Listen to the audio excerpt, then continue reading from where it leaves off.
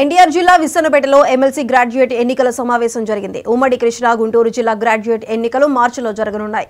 TDP నుంచి ఆలపాటి రాజేంద్ర ప్రసాద్ పోటీకి దిగారు. ఓటు వేసి గెలిపించాలని ఆలపాటి కోరారు. గత ప్రభుత్వంలో జరిగిన అన్యాయం, అవినీతి, అక్రమ పాలన వల్ల వ్యవస్థలన్నీ నిర్వీర్యమయ్యాయని వ్యాఖ్యానించారు.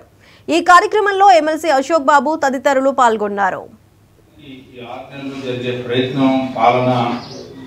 మంచి ప్రభుత్వాన్ని మరలా మనం చూస్తా ఉన్నాం.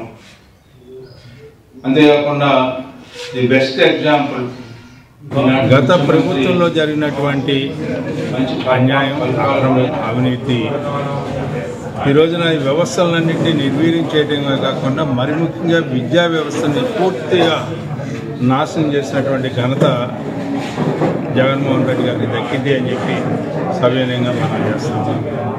అలాంటి విద్యా వ్యవస్థని అంతేకాకుండా ఈ రోజున పట్టభద్రులు అంటే విద్యావంతులైనటువంటి నిరుద్యోగులు ఉన్నారు, విద్యావంతులుగా ఉన్నటువంటి ఎవరైతే ఎంప్లాయీస్గా ఉన్నారో, అదేవిధంగా ఇండస్ట్రియలిస్ట్గా ఉన్నారు, బిజినెస్ పీపుల్గా ఉన్నారు. అన్ని రంగాల్లో ఈ రోజున విద్యకి ప్రాముఖ్యత ఇచ్చి ప్రాధాన్యత ఇచ్చి ఆ రకమైనటువంటి విద్యా విధానానికి ప్రోత్సాహం ఇవ్వాల్సిన బాధ్యత ఈనాటి ప్రభుత్వానికి. ఆ బాధ్యత ఈ రోజున ఎవరైనా తీర్చగలరు అంటే దూరదృష్టి కలిగినటువంటి చంద్రబాబు నాయుడు గారు.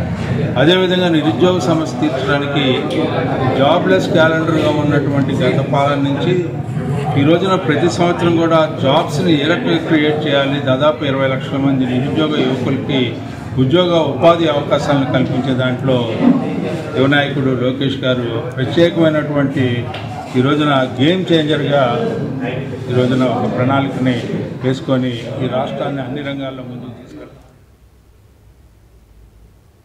తెలంగాణ అసెంబ్లీ సమావేశాల్లో